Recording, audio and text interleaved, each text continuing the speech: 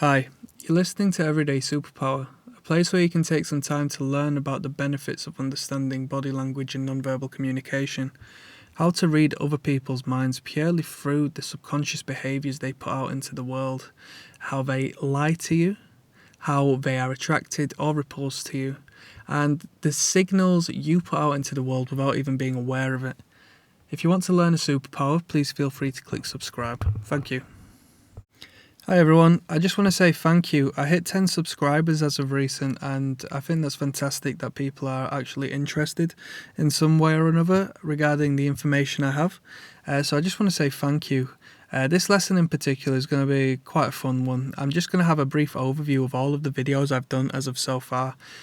So I started last month, and I've accumulated quite a decent set of videos. I apologize for the first ones, or even the ones now. It's a work in progress, I don't normally talk on the microphone, and I appreciate you for being patient. So I'm going to go through the videos, and all of these videos I go into the topic and the isolated behavior with a lot more depth.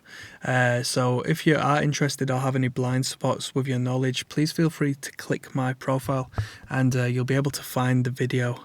Okay, so the first video I ever did was regarding pupil dilation, in particular pupil dilation and its correlation with attraction and in courtship behavior.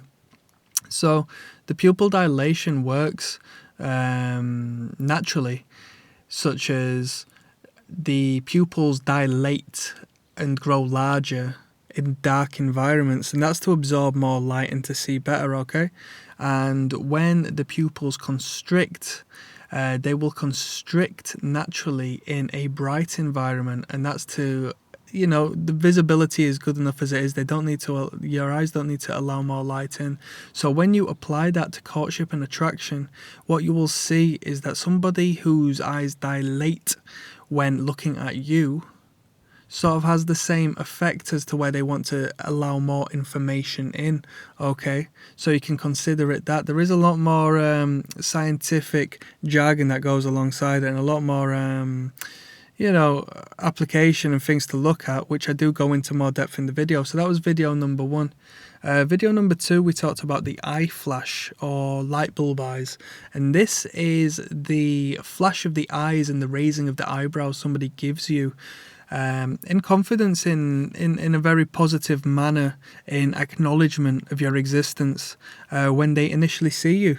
So it's in a way, you could say it was a variation of the head nod to acknowledge your existence, and a way of saying hello, it's pleasant to see you. Video number three was a very important video. It was regarding the direction of the feet. Okay, so this is something you need to pay attention to very closely. The feet point in the direction the brain wants to go. All right, so whether the feet be pointing at you, attracted to you, or whether they're in conversation with you yet their feet points towards the exit or another individual, that shows a possibly conscious need or want to go where they need to go. All right, it's a really interesting and easily applicable bit of knowledge. So that was video number three. Video number four, we talked about the clash between the verbal and the non-verbal. We talked about detecting liars and deceit in the form of them answering questions or making statements, and how when they would make a claim or a statement, their body language, in particular their head, would declare the opposite. A very clear and evident way to spot a liar. All right, so what happens is somebody makes a statement such as "I did not do that," yet their head nods signifying they did. And this lesson in particular covers the very important emphasis on nonverbal communication being the communication to believe in, rather so than the verbal, which is conjured by the conscious mind and has an incredible capability of talking absolute rubbish. Video number 5 was regarding the nose itch and does it signify lying?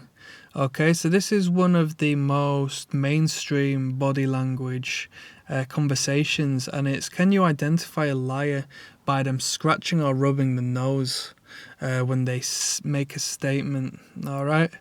I covered that one in good depth, what it might signify and why it might signify that. So if you're interested in that, that's video number 5.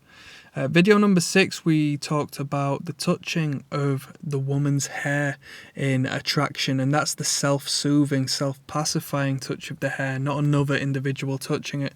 So this is a self-touch of the hair. What does it mean? We see it very regular in courtship and dating, but what does it signify? So we go into depth over that. We talk about how the touching of the hair can indicate a self-soothing gesture that links to childhood, so a regressive behaviour, which then further links into a lot more pacifying and soothing behaviour. So it's a very important lesson learnt. We talk about clusters of sexualised behaviour as well, such as exposure of the wrist when they're doing so, and perhaps exposure of the neck. Video number 7, one of the more controversial and popular videos I've done, was regarding manspreading. Manspreading is quite a popular term regarding the space a man takes up, so the spreading of the legs in particular, exposure of the genitals, and the right an individual may feel that they have to take up this space. It's deemed inappropriate and rude by a lot of people, and you can understand why, but we go into why it may be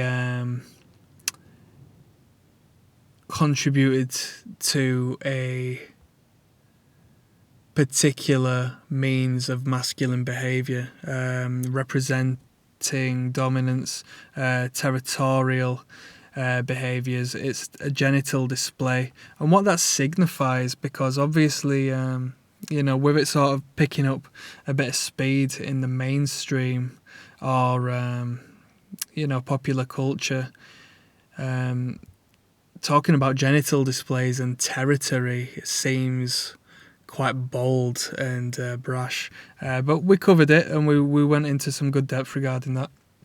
Video number 8 was regarding the open palms of the hand. Very important lesson. If you want to learn how to communicate more efficiently with people, you want to watch that video if you don't know the power of the open palms of the hand and what it signifies, okay? So to put it lightly, the open palm signifies that you have no weapons. That's it.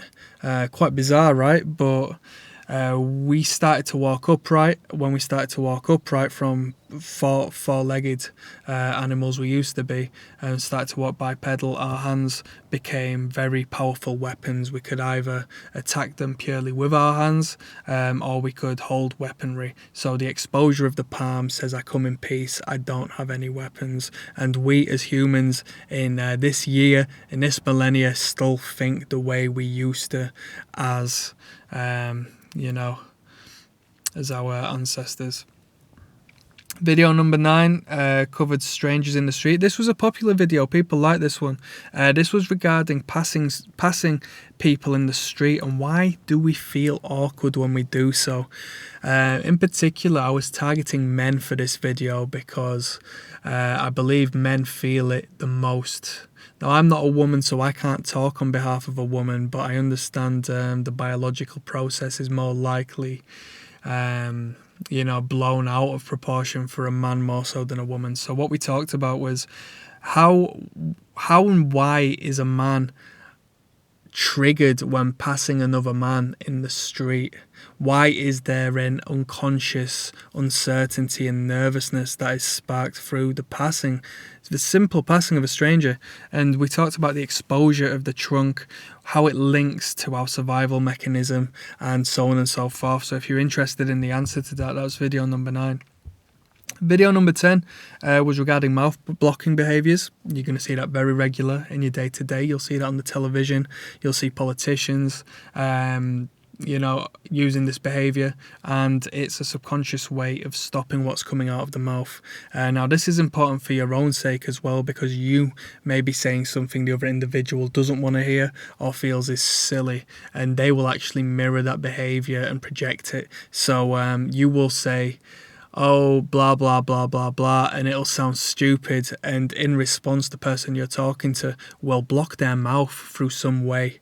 Okay, it might be a very indirect means you didn't normally pay attention to, but it's their way of saying shut up, stop it. They want you to cover your mouth, okay? As well as the more evident way of them covering their own mouth for their own sake, because what they're saying or what they might say sounds silly. All right. Number 11 was regarding clenched fists and hidden aggression in plain sight. This is an important one. You may see this, hopefully not too often, but you will see this, the clenched fist and what it represents. It's not a good thing. It's not a good look. You yourself should not clench your fist in any form of communication. Even if it's to hammer in a point with your fist, it's a very uncomfortable way of gesturing. Video number 12 was regarding the fetal position, what it represents and how it allows that childhood regression. That was a video regarding a cluster of behaviours, so I haven't covered too many clusters as of so far, more so just isolated behaviours. But the fetal position was video number 12. Video number 13 was the pain in the neck gesture, another common gesture. So I have covered a couple of neck behaviours and touching of the neck, varying pacifying behaviours. So in our face, in our neck, all over our body, but in particular, we have really strong ones in our face and neck. We have nerve endings, okay, which feel good and soothe us and release powerful feel good endorphins when touched and rubbed, all right, such as the back of the neck. The back of the neck in particular, or the touching or the rubbing of the back of the neck is triggered under a anxious or nervous stimuli, so it's something to pay very strong attention to. That was video number 13. Video number 14, we spoke about the palms down gesture. So what does it signify? We spoke about the open palm and how that's a benefit. The vice versa, the downwards palm signifies dominance, power, and should strike discomfort in those it's being gestured to, okay? Video number 15 was regarding body blocking, the blocking of the body using objects and through not being completely frontal. What does it mean? What does it signify? How does it work during dating, okay? Video number 16 was regarding the pat on the back to disengage a hug. Okay? Why do people pat me on the back when they hug me? Why do you see people patting each other on the back when they hug each other? We see it often. Is it a good thing? You would assume that it shows friendship and a friendly pat on the back. It actually declares disengagement. It's a way of saying get off of me, believe it or not. So I covered that video there. Video number 17 is a video on open body language. Open body language, utilizing it personally and being able to engage that body language in the people you're communicating with is the most powerful tool you have when it comes to understanding nonverbal communication. Open body language signifies receptiveness, and it's a more positive means of someone's posturing rather so than closed body language, okay? So we're going how to identify open body language through a whole wealth of means on video number 17. In video number 18, we talked about attracting attention. This is a concept I've sort of conjured myself. Within reason, I've read the information, but I would say personally, I believe that it is the most powerful way of attracting attention, which a lot may disagree with. We talked about attracting attention, and that in particular was based on movement. Why movement attracts attention and why it's so powerful, and we went through some ideas of how it's utilized, and we sort of really dialed that in. On video number 19, we talked about the face platter, okay, a degree of face framing, which is a significant courtship behavior by women or effeminate males. My apologies. Simply put, you frame the face, you put your face on the palms of your hand or on the tops of your hand, and what it does is it highlights the face for you to be all googly-eyed and smitten with the individual whom you're communicating with. It's a highlight of the face, alright? Video number 20 regarding lip compression, so the disappearance of the lips, being tight-lipped, what it signifies. Video number 21, we talked about neck exposure. So the neck is a very sensitive area, and exposing the neck signifies a lot. As we've talked about, the idea of being threatened is half of this understanding body language game. Understanding our hardwiring to survive is where most of this behavior comes from, in the most direct and indirect means ever in all of our communications. So the exposure of the neck is a very serious positive gesture to take into consideration. All right. Video number 22, we talked about the feminine wrist, the power of the wrist and the exposure of the wrist. So we could consider this wrist exposure, all right? Such as the neck exposure. We don't show our wrist to those we feel threatened by. Video number 23, we talked about the toe raise, the raising of the toe. A very positive sign.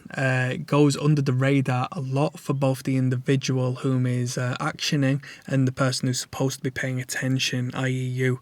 We need to pay attention to the feet a lot more. The toe raise is a real good, real-time, brief gesture to pay attention to. Anti-gravity, it's a gravity-defying gesture as well. Really signifies that.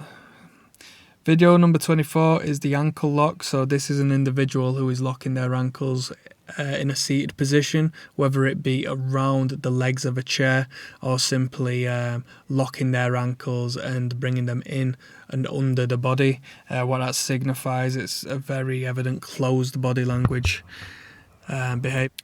From there, video number 25, we talked about the licking of the lips.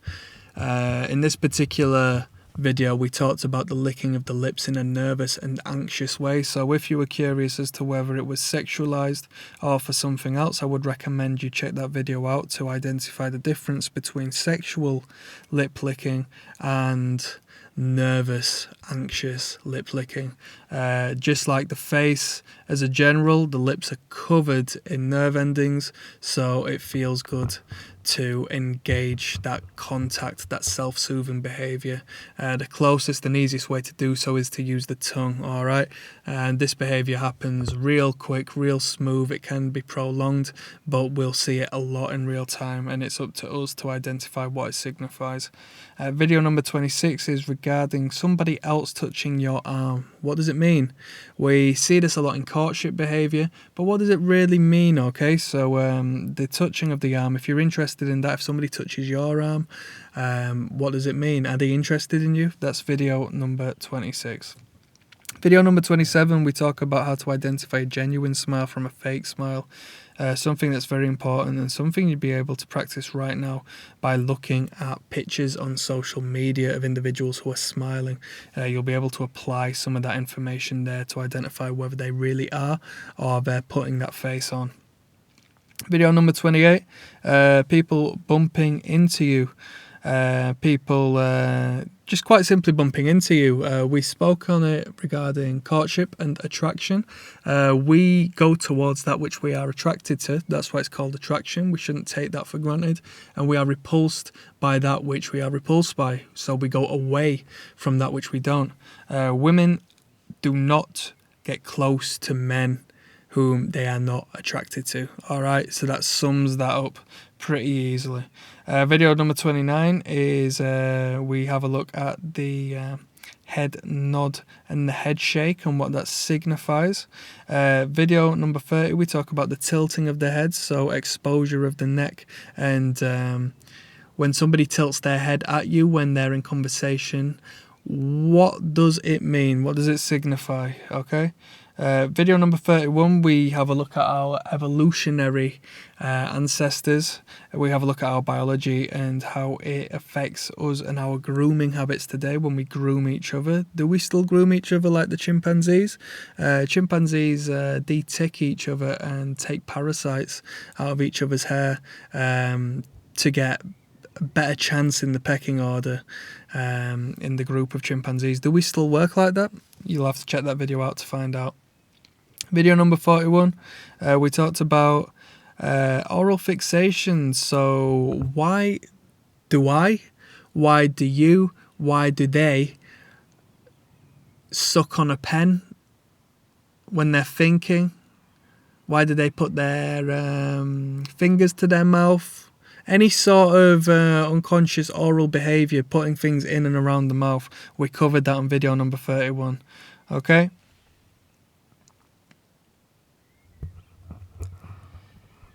Other than that, we've got a couple more. But what I'm going to do is I'm going to leave it there because I'm unsure as to how many videos are going to come out before this, as I am planning on doing a few more lessons. I really do appreciate you for being here. I understand it's only 10 subscribers, but that 10 subscribers means that some people are interested in some manner in what I have to say, and I really do appreciate that. So I just want to say thank you once again. If you have any inquiries, feel free to email me in the email address in the bio. Please, if you're new, click subscribe. Let's keep things moving. I hope you learned something. Thank you very much. Goodbye.